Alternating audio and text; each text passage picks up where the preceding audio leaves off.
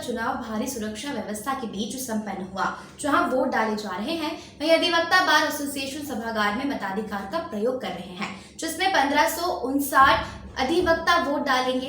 इन्हें अपने पक्ष में करने के लिए उम्मीदवार एडी चोटी का जोर लगा रहे हैं। धुआंधार अपने पक्ष में वोट डालने वाले के लिए अधिवक्ताओं के बीच प्रचार किया है। सभी उम्मीदवारों का अधिवक्ता समर्थन का आश्वासन दे रहे हैं। मतदाताओं के खुलकर न बोलने से प्रत्याशियों के चेहरे पर हवाइयां उड़ रही हैं। इस बार अध्यक्ष पद से लेकर कार्यकारिणी तक 36 उम्मीदवार चुनावी मैदान में है। इनमें प्रमुख पद अध्यक्ष और महामंत्री का होता है। इस बार अध्यक्ष पद के लिए राम बुझारत द्विवेदी, महाराज कुमार श्रीवास्तव और राजेंद्र प्रसाद त्रिपाठी चुनावी मैदान में है। अधिवक्ताओं ने कहा कि हमने किसी से झूठे और लुभावने वादे में आकर मत दे दिया तो बार के साथ हमारी सुरक्षा और सम्मान पर भी प्रश्न चिन्ह लग जाएगा। कई वकीलों ने नाम न छापने की शर्त पर बताया कि बार एसोसिएशन का अध्यक्ष करीब 2000 वकीलों का प्रतिनिधित्व होता है, जिसके लिए निर्भीक, निर्विवाद और दमदार व्यक्ति होना चाहिए, न कि अधिकारियों की परिक्रमा और उनकी चापलूसी करने वाला। महामंत्री के चुनाव के मुद्दे पर वकीलों ने कहा कि यदि अध्यक्ष सही है तो महामंत्री स्वतः सही रहेगा। इसके पहले बार एसोसिएशन के अध्यक्ष रविचंद्र त्रिपाठी थे। 4 बजे तक वोट डाले गए, जहां रात्रि 12 बजे तक वोट गिने जाएंगे, परिणाम घोषित किया जाएगा। आज बार एसोसिएशन गोंडा का वार्षिक चुनाव है।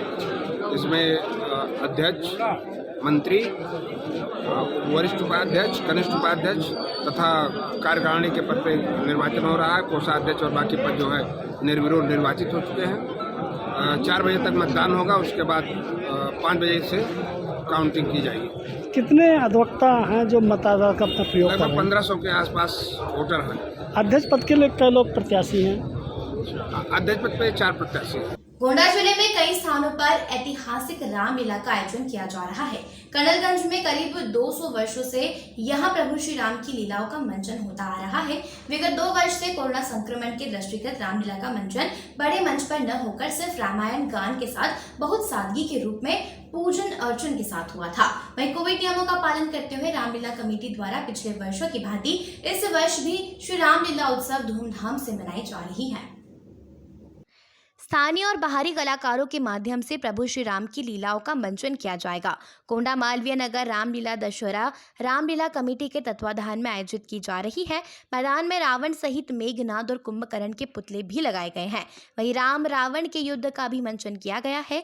इस मौके पर रामलीला कमेटी अध्यक्ष नंदन गोपाल शुक्ला, एडवोकेट अनिल कुमार सिंह, राजकुमार शुक्ला, राजू दत्त पांडे आदि लोग मौजूद रहे।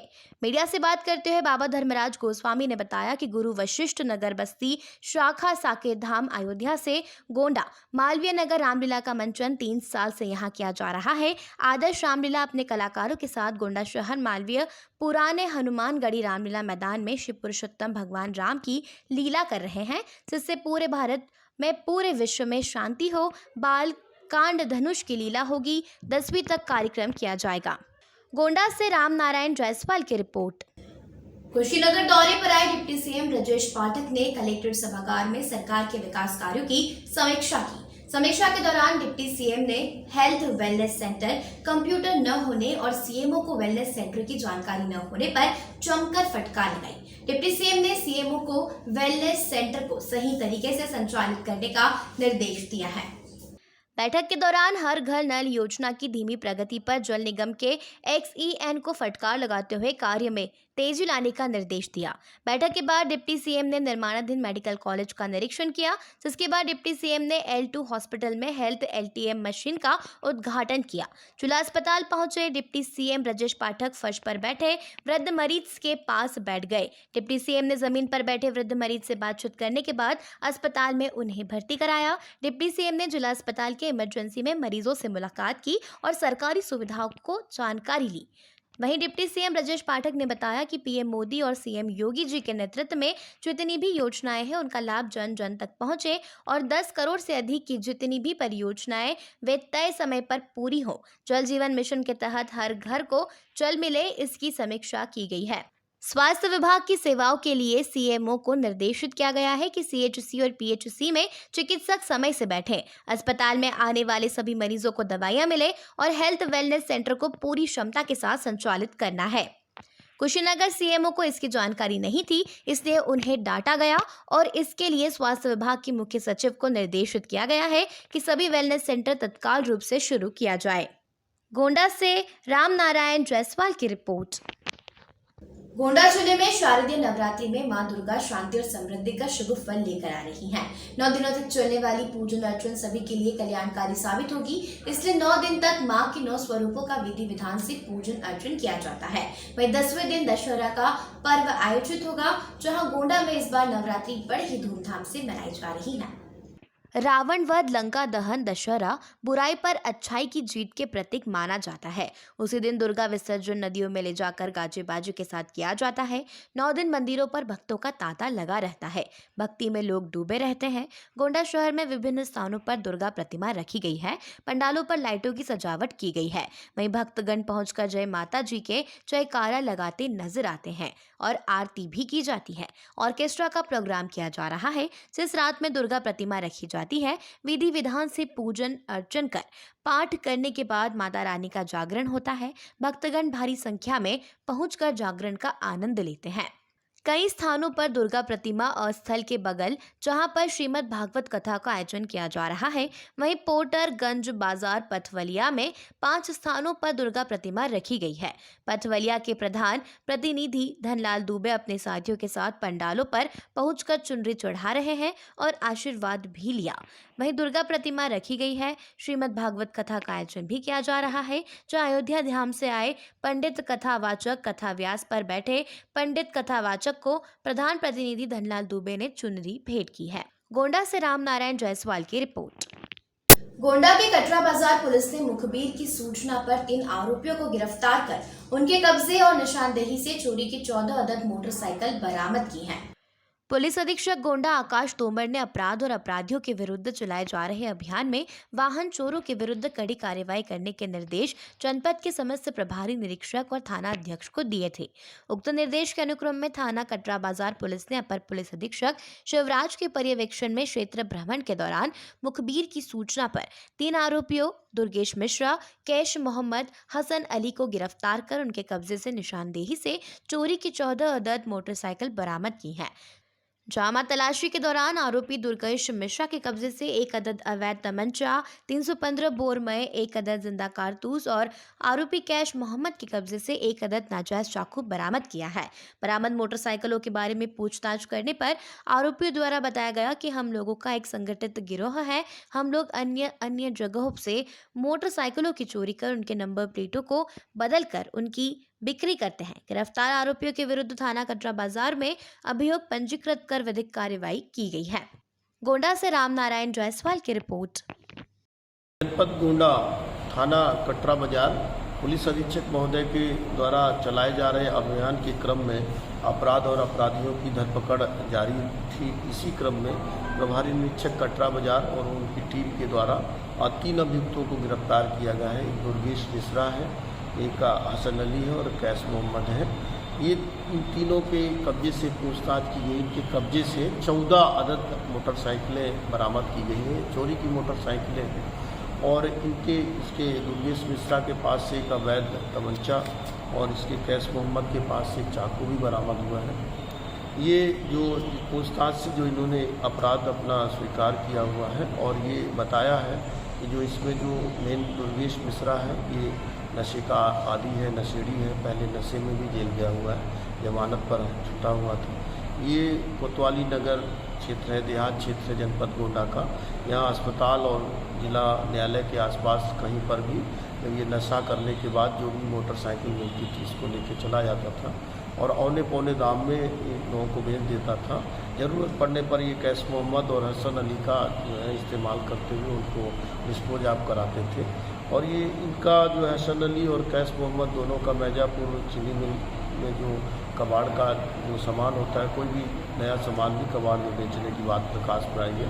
अभी इन लोग गिरफ्तार करके माननीय न्यायालय के समक्ष प्रस्तुत किया जा रहा है और भी जानकारी की जा रही है इनके द्वारा और कहां से मोटरसाइकिलें चोरी की गई हैं। बातचीत में इन्होंने कुछ मोटरसाइकिलें लखनऊ से भी उठाना बताया गया है। इन मोटरसाइकिलों को कनेक्ट किया जा रहा है। आगे और जो भी कार्रवाई है विधिक कार्रवाई की जा रही है। महाराजा अग्रसेन की जयंती को लेकर अग्रवाल समाज ने गुरुवार को शहर में शोभा यात्रा निकाली, जिसमें समाज के पुरुष, महिला और बच्चे शामिल रहे। हाथी, घोड़ा, पालकी और रथ के साथ निकली यह शोभा यात्रा प्रमुख मार्गों से होती हुई स्टेशन रोड स्थित धर्मशाला में पहुंची। रास्ते में अग्रवाल समाज के प्रतिनिधियों ने शोभा यात्रा का फूल, माला, शीतल पेय, फल और मिष्ठान से स्वागत किया। नवयुवक अग्रवाल समाज के कार्यकर्ताओं ने गुरुवार को शहर के पुरानी बाजार स्थित समाजसेवी विवेक अग्रवाल के आवास से शोभा यात्रा निकाली। समाज के पुरुष, महिला और बच्चों ने पगड़ी बांधी और उत्साह के साथ यात्रा में शामिल हुए। महाराजा अग्रसेन और कुल देवी माता लक्ष्मी की जय जयकार करते हुए बैंड बाजे के साथ शोभा यात्रा प्रमुख मार्गों से होकर गुजरी। शोभा यात्रा के दौरान शहर के काली देवी चौक और ट्रैफिक चौराहे के पास जाम की स्थिति बनी, लेकिन मौजूद यातायात विभाग के सिपाहियों ने स्थिति संभाली। अग्रवाल नवयुवक अग्रवाल मंडल आगे बैठक के दौरान आगे जो कार्यक्रम करने हैं उनके बारे में विचार करेगा। आज का जो कार्यक्रम है वो अग्रवाल समाज को सहयोग की भावना, समन्वय और उनकी टीम वर्क का जो मौका प्रदान करने के लिए किया गया है और अग्रसेन जी की भव्य शोभा यात्रा निकाली गई तथा आज विभिन्न प्रकार के कॉम्पिटिशन्स हुए जिनके अभी पुरस्कार वितरण हो रहे हैं और अभी मेधा सम्मान होना बाकी है। गोंडा जिले के बैंक ऑफ इंडिया की बीसी शाखा कटरा बाजार के संचालक सुधांशु भारती ग्राहकों के लाखों रुपए लेकर लापता हो गया है। पीड़ितों ने बैंक ऑफ इंडिया के सीनियर शाखा मैनेजर अशोक कुमार सिंह से शिकायत की है, जिस पर संबंधित कंपनी को कार्रवाई के लिए कहा गया है। ब्लॉक कटरा बाजार क्षेत्र में चल रही बैंक ऑफ इंडिया का ग्राहक सेवा केंद्र का संचालन थाना खरगुपुर क्षेत्र का रहने वाला सुधांशु भारती कर रहा था और अधिक से अधिक लोगों को जोड़ने का काम किया गया। अचानक मई 2022 में बीसी संचालक सुधांशु भारती लापता हो गया, जिसके बाद उसके भाई की बीसी पर भी रोक लगा दी गई। इससे सैकड़ों लोगों का लाखों रुपए गायब मिले। यहाँ तो खाता धारक अपने पैसे के लिए दर दर भटक रहे हैं, कहीं कोई सुनवाई नहीं हो रही है। शुक्रवार को तीरथ राम मौर्य, नीवी राजगढ़, अमीनपुर थाना कटरा बाजार ने सीनियर मैनेजर शाखा गोंडा बैंक ऑफ इंडिया को शिकायत देकर बताया कि बीसी संचालक उसका पैसा पेन से पासबुक पर चढ़ाते रहे और बैंक में जमा नहीं किया। इतना ही नहीं, संचालन ने पैसा जमा करने की कोई रसीद नहीं दी है। मीडिया से बात करते हुए bank of India Malviya Nagar के शाखा प्रबंधक अशोक कुमार सिंह ने बताया कि राम तीरथ की शिकायत मिली है, जिसकी जांच के लिए कंपनी को लिखा जा रहा है। कंपनी ने संचालक के खिलाफ गुमशुदगी दर्ज कराई है, जांच चल रही है। बीसी संचालक को लेकर बैंक मैनेजर ने बताया कि सुधांशु भारती बहुत अच्छा बीसी चलाता था, क्या कारण है कि वह भाग गया। बैंक मैनेजर ने बताया कि कॉर्पोरेट के माध्यम से बीसी दी गई थी। बार बार लोगों अपनी शिकायत लेकर बैंक में आते थे, जिसको लेकर कॉर्पोरेट प्रतिनिधि गोंडा में बैठाए गए हैं। उन्होंने कहा कि बैंकिंग सेक्टर में बीसी का भी एक बड़ा रोल है। सुधांशु भारती की पत्नी भी बैंक में आई थी, उनसे भी कहा गया है जहां भी सुधांशु भारती का पता चले बताएं और बैंक में भेजे दूसरे भाई की बीसी बंद कर दी गई है।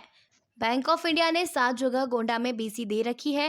पीड़ित राम तीरथ साथ में बैंक में आए रिश्तेदार लड़के मीडिया से बात करते हुए बताया कि कटरा बाजार में बैंक ऑफ इंडिया का बीसी पॉइंट सुधांशु भारती संचालन करते थे।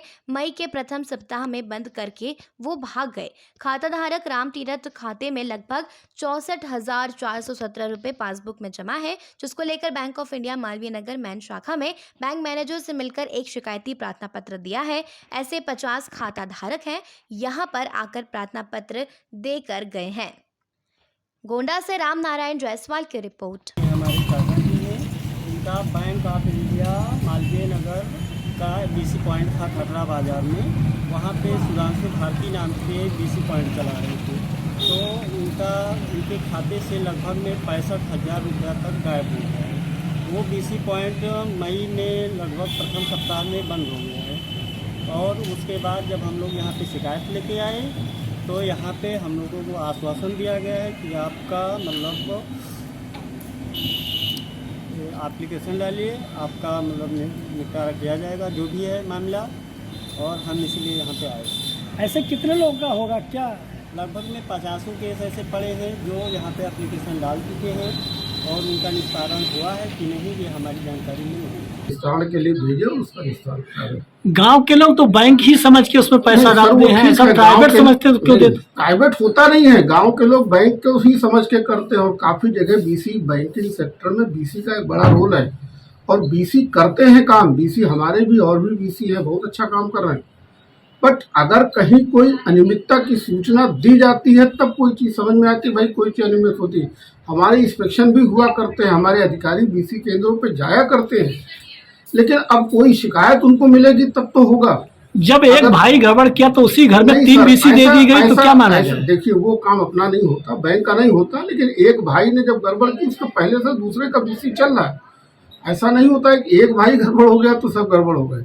एक भाई के गड़बड़ करने के बाद भी जो प्रिकॉशन लेनी थी वो लिया गया, और सुधांशु ने बहुत अच्छा काम किया, बैंक ऑफ इंडिया के लिए खराब काम नहीं किया।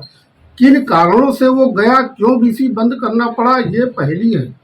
और हम लोग खुद इसमें हैं कि भाई सुधांशु से अगर संपर्क होता है या सुधांशु आते हैं तो उनसे ये भी पूछ रहे भाई क्या कारण हो गया, तुम तो एक बहुत अच्छा आर्न कर रहे थे, सब कुछ हो रहा था।